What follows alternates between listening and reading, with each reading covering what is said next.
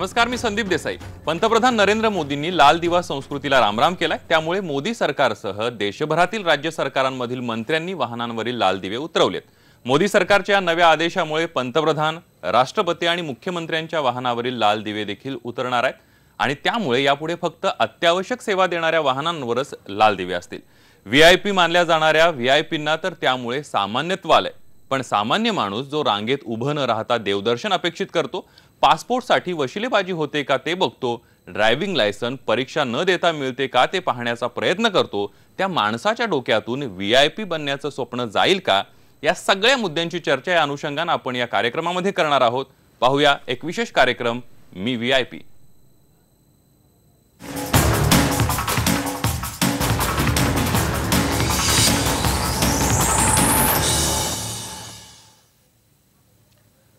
केंद्राने मंत्री अधिकाऱ्यांच्या गाडीवरचे लाल दिवे काढले, सगळ्यांनी त्याचं स्वागत केले। राज्याचे मुख्यमंत्री देवेंद्र फडणवीस यांनी सुद्धा पंतप्रधानांनी निर्णय घोषित केल्यानंतर तत्काळ गाडीवरचा लाल दिवा काढून सर्वांना आदर्श घालून दिलाय।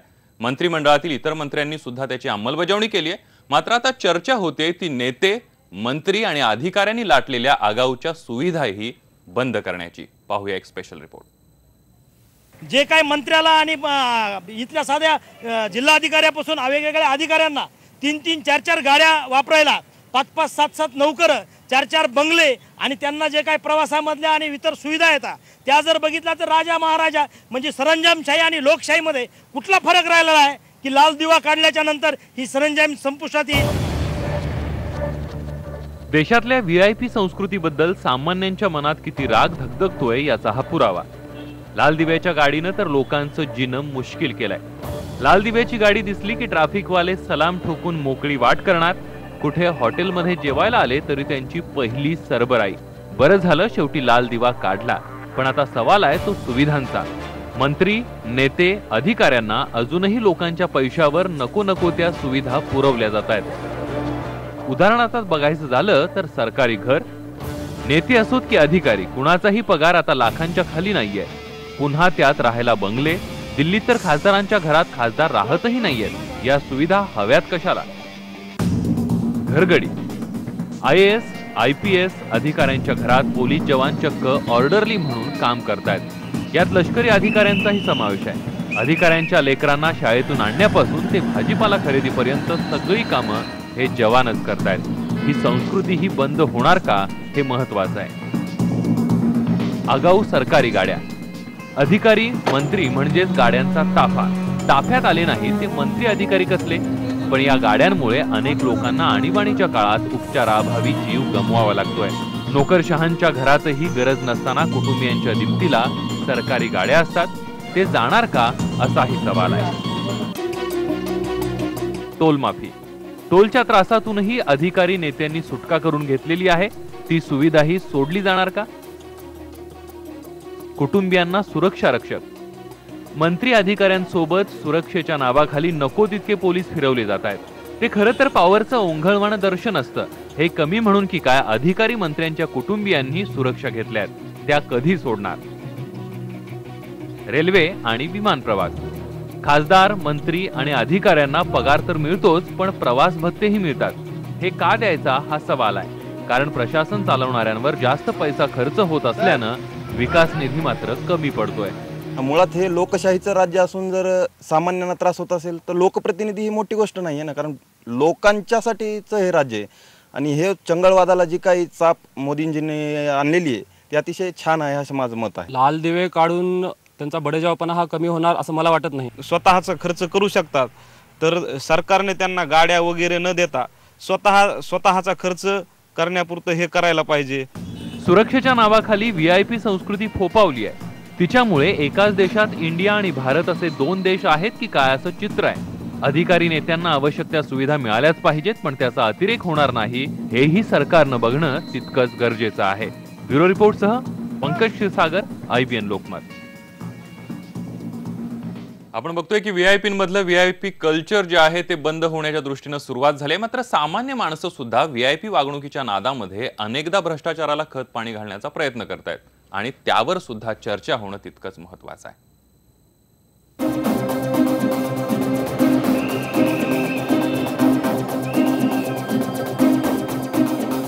लाल दिवा हा प्रतिकात्मक निर्णय म्हणायला हवा। या निमित्तानं व्हीआयपींचं व्हीआयपी कल्चर बंद व्हायला काही प्रमाणात सुरुवात झाली, पण सामान्य माणसाला अपेक्षित व्हीआयपी कल्चर कसं बंद होणार? सामान्य माणसाच्या स्वतःला व्हीआयपी बनवण्याच्या अपेक्षा कधी संपतील का, हाच खरा प्रश्न आहे। लाल बत्ती हा दिखाऊपणा आहे, जोपर्यंत तुमचे विचार बदलत नाहीत हा सगळा दिखाऊपणा आहे। हे जेव्हा विचार बदलत नाहीत, तुम्ही कुठेही शिर्डीच्या साईबाबाला जा किंवा तिरुपतीला जा, यांना प्रायोरिटी ट्रीटमेंट का मिळते? VIP दर्शन बारी वगैरे नाही, सगळंच बंद करायला पाहिजे। लोक जेवढे पैसे पे करतात त्यांना तेही मिळतात। जर लोक पैसे नाही पे करणार तर त्यांना काहीच मिळणार नाही। ज्याच्याकडे पैसे आहे तो सगळं करू शकतो, ज्याच्याकडे पैसे नाही आहे ते थोडी करू शकतो। तुम्हाला काय वाटतं, सगळं बंद व्हायला पाहिजे, इक्वलिटी राहायला पाहिजे इंडियामध्ये? मी कोण आहे माहित आहे का, असा सज्जड दम देत अनेक गल्लीतले दादा भाई टोल नाक्यांवरती सरकारी कार्यालयात दादागिरी करताना दिसतात। आता त्याला सुद्धा चाप लावणं गरजेचं आहे।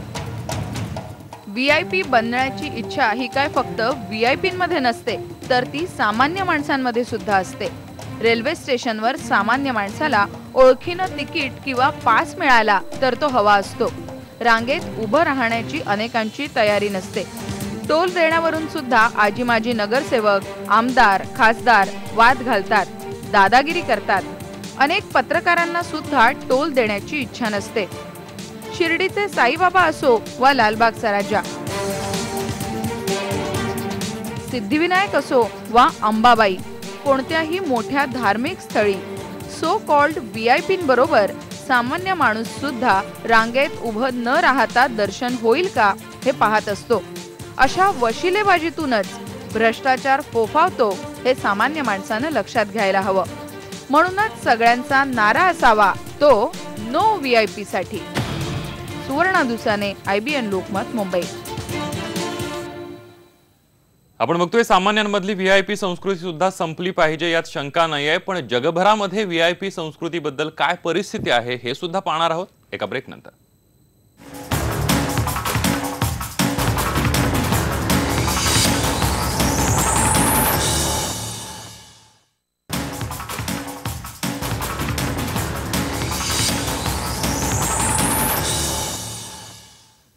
मी व्हीआयपी या विशेष कार्यक्रमामध्ये ब्रेक नंतर आपल्या सर्वांचं पुन्हा एकदा स्वागत। भारतामध्ये नेते अभिनेते या सगळ्यांना व्हीआयपी वागणूक अपेक्षित असते, पण जगामध्ये अपवादानच व्हीआयपी ट्रीटमेंटच्या बडेजावपणा पाहायला मिळतोय। जगभरातल्या अनेक मोठ्या नेत्यांनी आपल्या वागण्यातून घालून दिलेले आदर्श भारतीयांसाठी नव्या युगाची नांदी सांगणार आहेत। पाहूया एक रिपोर्ट। भारता इतकं व्हीआयपी कल्चर जगात कुठेही जाणवत नाही।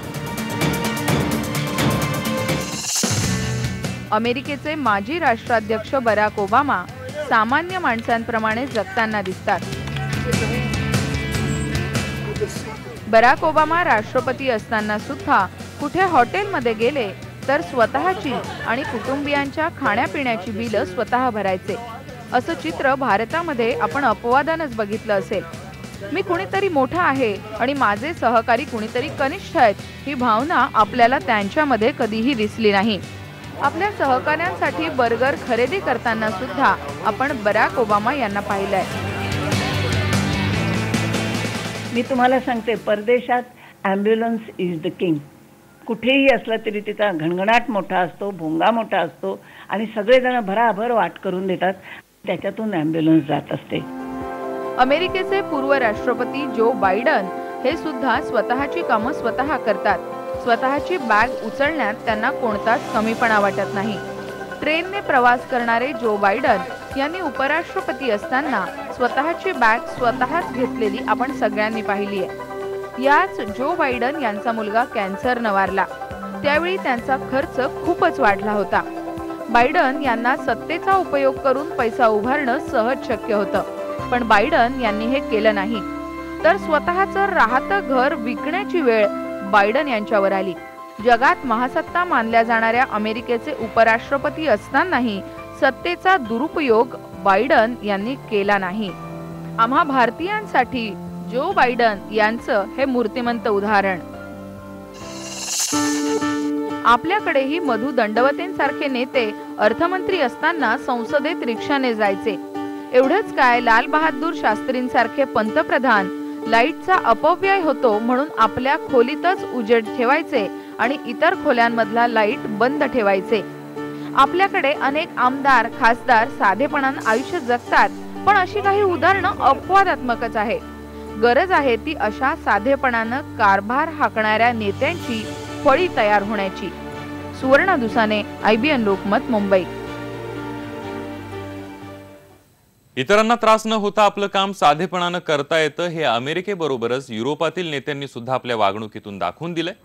पाहुयात युरोपात VIP संस्कृतीबद्दल काय मतप्रवाह आहेत.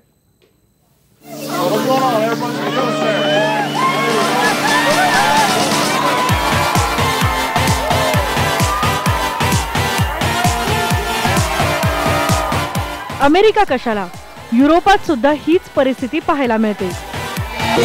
ब्रिटनच्या राणी बकिंगहॅम पॅलेसहून कुठे जात असतील तर त्याची वर्दी दिली जात नाही किंवा ट्रॅफिक सुद्धा थांबवलं जात नाही. त्या लंडनच्या रस्त्यावरून गेल्या तरी त्यांची कोणतीही वेगळी नोंद घेतली जात नाही. हे सामान्यपण तिथल्या राज्यकर्त्यांमध्ये सुद्धा पाहायला मिळतं. आता मी इंग्लंडमध्ये अनेक वर्ष राहिलेली आहे.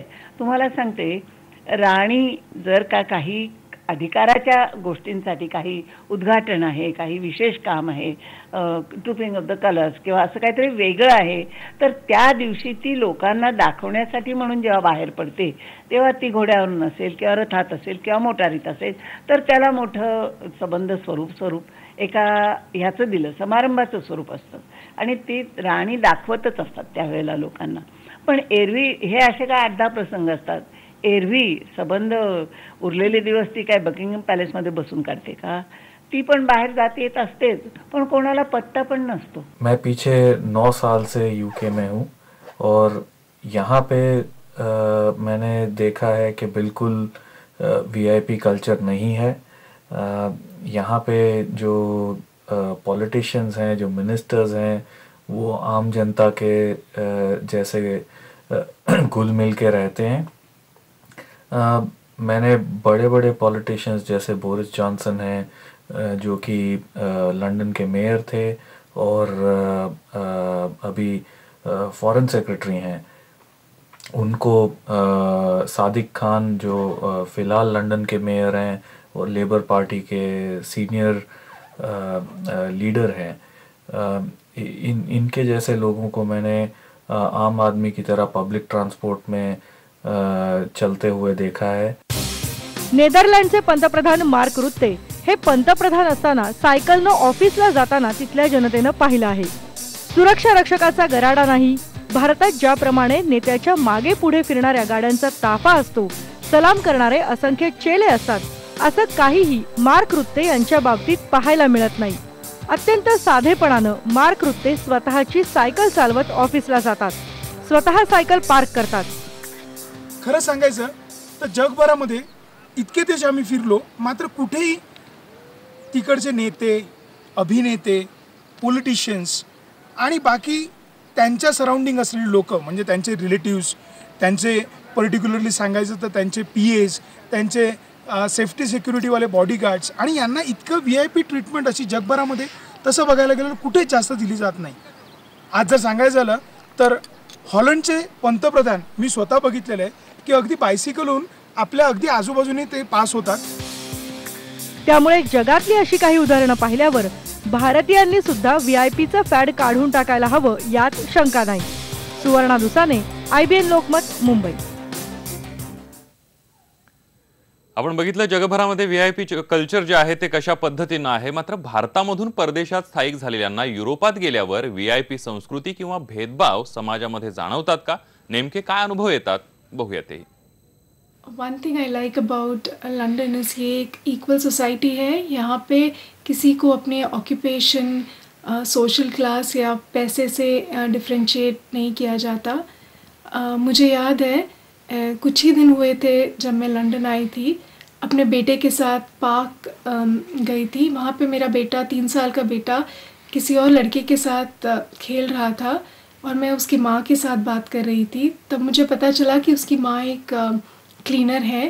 तो मेरे इंडियन अपब्रिंगिंग ने मुझे सोच में डाला कि क्या ये ठीक है कि मेरा बेटा क्लीनर के बेटे के साथ खेल रहा है.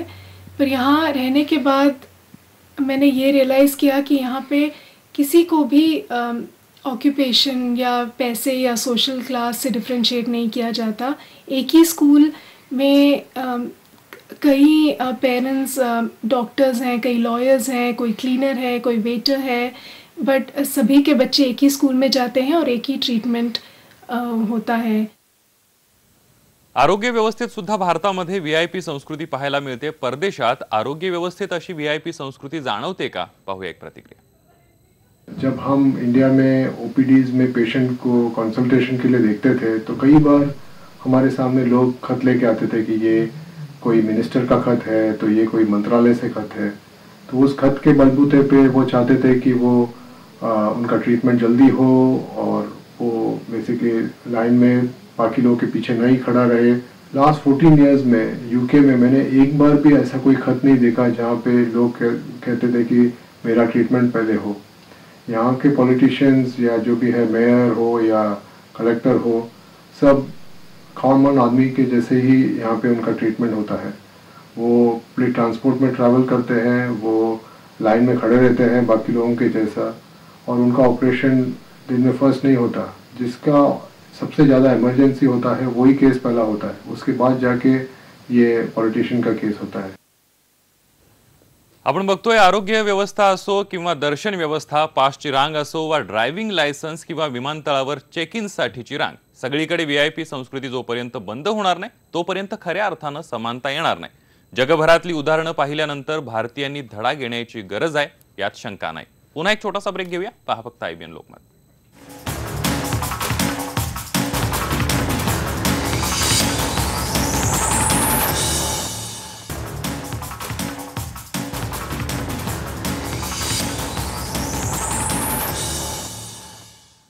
मी व्हीआयपी या विशेष कार्यक्रमामध्ये ब्रेक नंतर आपलं पुन्हा एकदा स्वागत। लाल दिवा हटवण्याचा निर्णय पंतप्रधानांनी नुकताच जाहीर केला असला तरी सर्वांना समान पातळीवर आणण्याच्या दृष्टीने पंतप्रधानांनी यापूर्वीच घोषणा केली होती। पाहूया।